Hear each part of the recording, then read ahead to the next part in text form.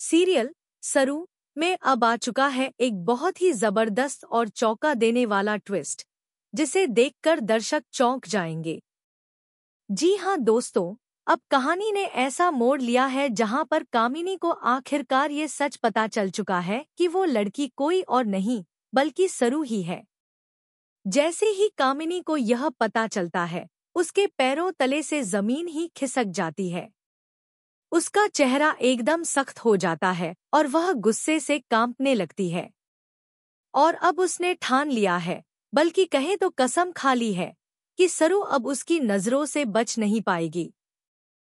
कामिनी अब उसे खत्म करके ही दम लेगी।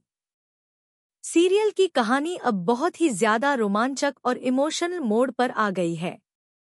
वहीं दूसरी तरफ वेद लगातार कोशिश कर रहा है कि वो सरू को अपने दिल की बात बता सके, उसे प्रपोज कर सके। लेकिन हर बार जब वेद अपने दिल का हाल कहने की कोशिश करता है, सरू वहां से चुपचाप चली जाती है।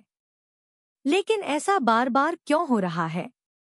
आखिर सरू क्यों वेद को इग्नोर कर रही है?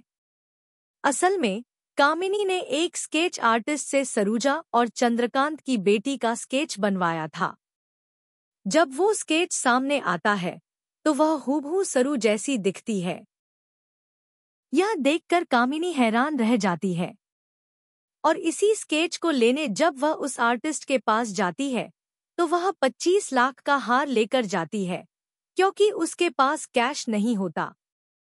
कामिनी को अब शक नहीं बल्कि पूरा यकीन हो जाता है कि सरू ही चंद्रकांत की बेटी है। अब कहानी में एक बड़ा मोड़ ये भी आता है कि चंद्रकांत को भी धीरे धीरे यह सच्चाई पता चलने वाली है कि सरू ही उसकी खोई हुई बेटी है। इधर वेद बार बार सरू से अपने प्यार का इजहार करना चाहता है, लेकिन सरू को तारा की कई बातें याद हैं, जिसने उसे चेतावनी दी थी। इसी डर और उलझन की वजह से वह बार बार वेद से दूरी बना रही है। वेद को यह बात बिल्कुल भी अच्छी नहीं लग रही, लेकिन सरू मजबूर है और वेद से दूर रहना ही उसकी मजबूरी बन गई है। वहीं कॉलेज में अब एक नया तमाशा खड़ा हो गया है। फुल्ला और उसका भाई मिलकर एक नई चाल चलते हैं।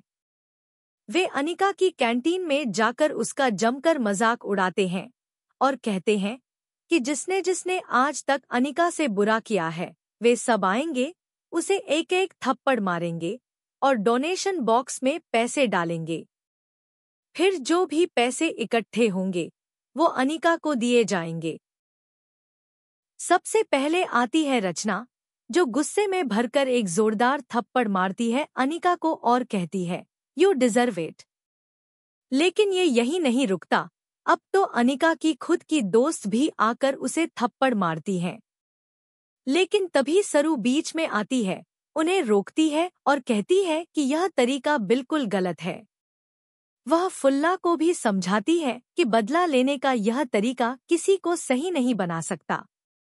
अब कहानी और भी ज्यादा मजेदार होने वाली है, क्योंकि कामिनी को सच्चाई पता चल चुकी है कि सरू ही चंद्रकांत की बेटी है और कामिनी इतनी आसानी से सरू को जाने नहीं देगी। अब वो कोई बड़ा गेम जरूर खेलेगी। तो दोस्तों, आप कितने एक्साइटेड हैं आने वाले इस जबरदस्त और इमोशनल ट्विस्ट के लिए? हमें जरूर बताइए।